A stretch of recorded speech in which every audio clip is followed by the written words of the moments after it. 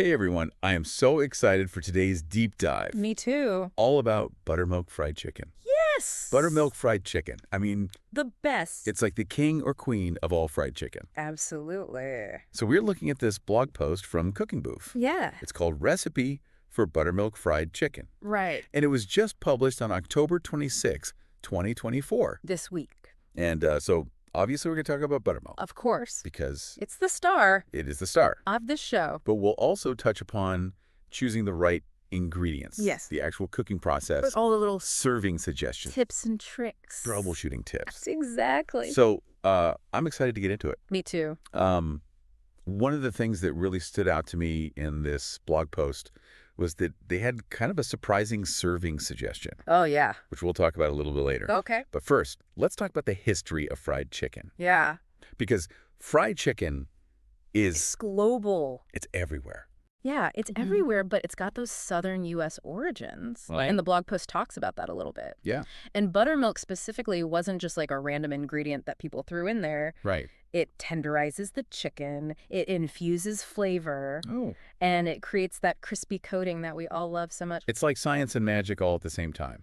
It really is. So let's break that down a little bit more. Okay.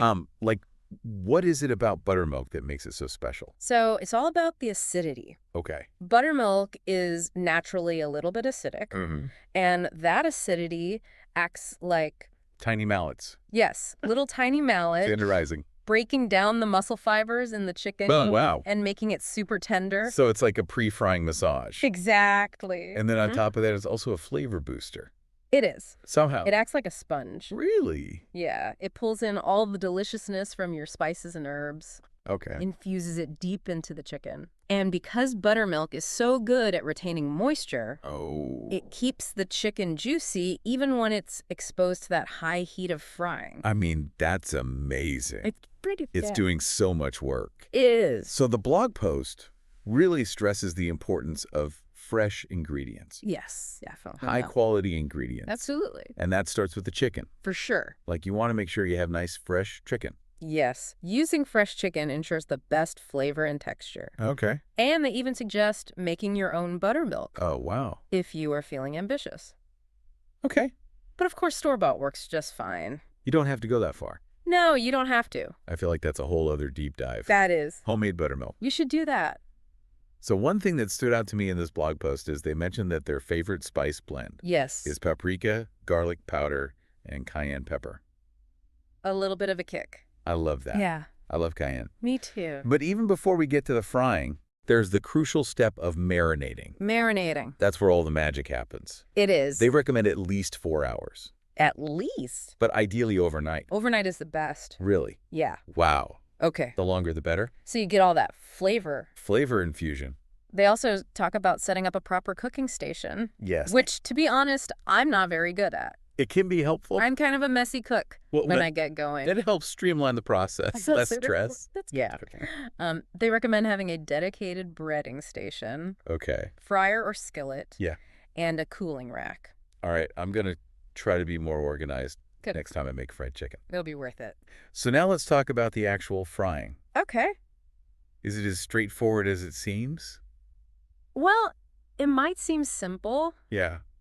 but there are definitely some key techniques Okay. that'll take your fried chicken to the next level. And the blog post dives into the double dipping method. Double dipping. Double dipping. What is that? So you're going to dip the marinated chicken back into the buttermilk mixture Okay. right before coating it in the flour.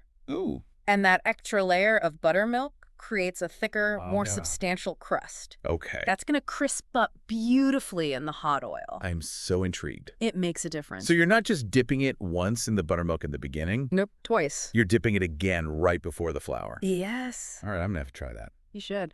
Now, what about the oil itself? The oil. Because I know that's important too. It is very important. They recommend some specific types. Yes, they do. What do we need to know? Choosing the right oil is crucial Okay. for successful frying. Mm-hmm. They recommend peanut, canola, or vegetable oil, Okay.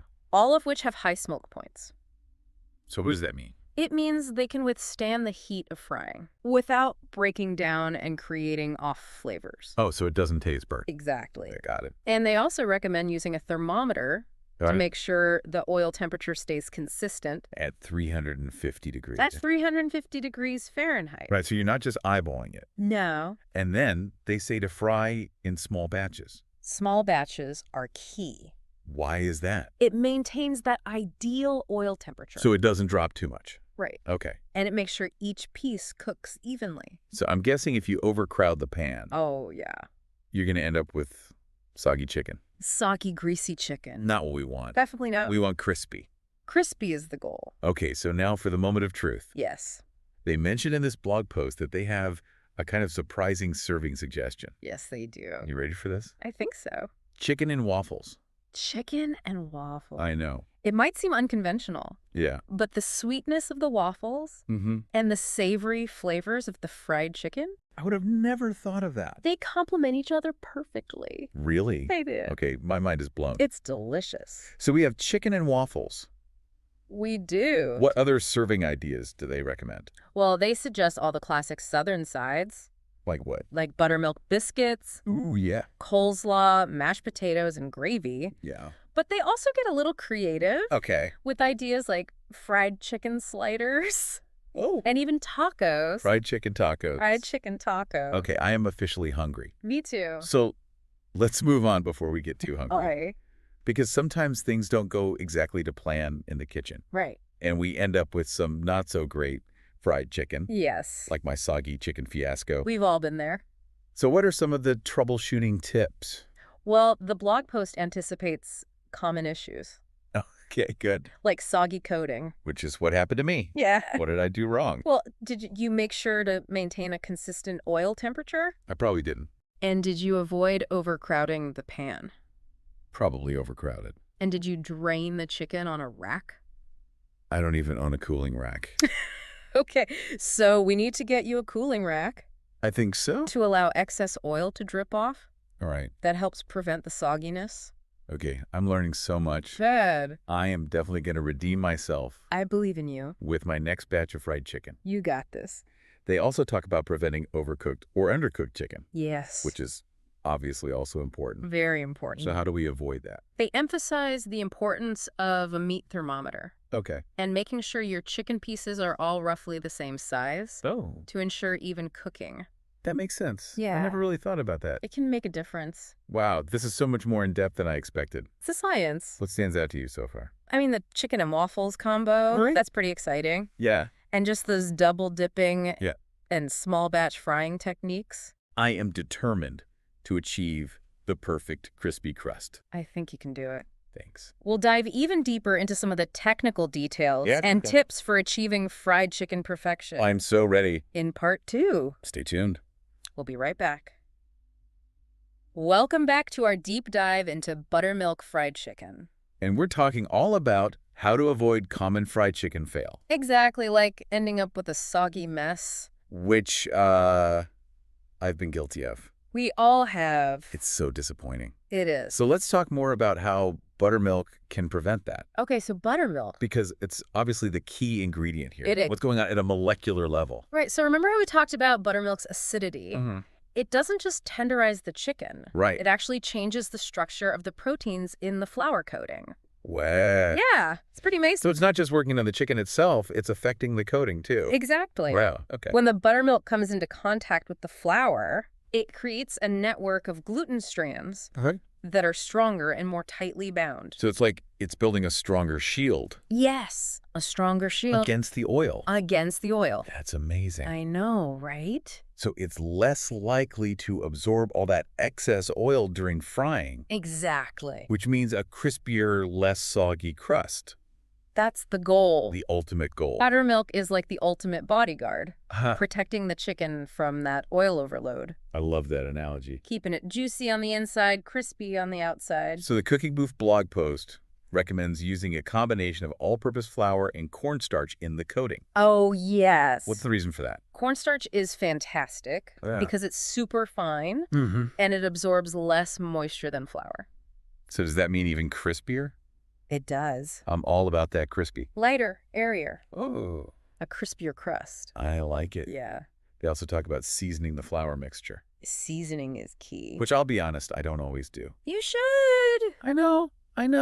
It adds another layer of flavor. Okay. I stick with the classic paprika, garlic powder, and cayenne pepper. That's my go-to. Or get creative. What do you mean? Different spice blends. Like, what, give me some ideas. Maybe smoked paprika for a deeper, smokier flavor? Oh, I like that. Or some dried herbs like thyme or rosemary. I do love rosemary. It's all about experimenting. So you could really make it your own. Exactly. Okay, so we talked about oil before. Yes, we did. Briefly. We did. But let's dive a little deeper Okay. into smoke points. Smoke point. Because those are important, right? Very important. Why? Because when oil heats past its smoke point, it starts to break down Okay. and it releases harmful compounds Oh, no. that can affect the flavor. So it'll taste burnt. Exactly. And is it bad for you? It can be. So we want to stay below that smoke point. Absolutely. And they recommend peanut oil, canola oil, or vegetable oil. They do. Do you have a favorite? I do. Which one? I love using peanut oil. Oh, For frying chicken. why? It has a really high smoke point Okay. and a neutral flavor that lets the chicken and spices really shine through. You don't want the oil to overpower the chicken. Exactly. And again, they emphasize maintaining that consistent oil temperature. Yes, 350 degrees. 350 degrees. It's crucial. Why is that so important? It makes sure that the chicken cooks evenly, Okay. and it develops that perfect golden brown crust. So if it's too low, what happens? If it's too low, you get greasy, soggy chicken. And too high. It might burn on the outside Okay. before it's cooked through. So 350 is the sweet spot. 350 is the magic number. I need to get a thermometer. You do. Clearly, I'm not doing this right. A thermometer is your best friend when you're Hey. frying. So we talked about small batches, Yes. but can you just reiterate why that's so important? Okay. Because I know I'm guilty of overcrowding the pan. I know a lot of people are. It's tempting, It is. but why is it bad? When you overcrowd the pan. The oil temperature drops, Oh. and that can lead to uneven cooking, Oh, no. soggy chicken, Right. No more overcrowding. small batches. Be patient. What about flipping? Flipping. How often should we be doing that? You want to let the chicken cook undisturbed Okay. for a few minutes on each side Oh, before you flip it. so don't mess with it too much. Exactly. Yeah, okay. Less is more when it comes to flipping. Got it. Let the chicken do its thing. And it will reward you with a beautiful crispy crust. It will.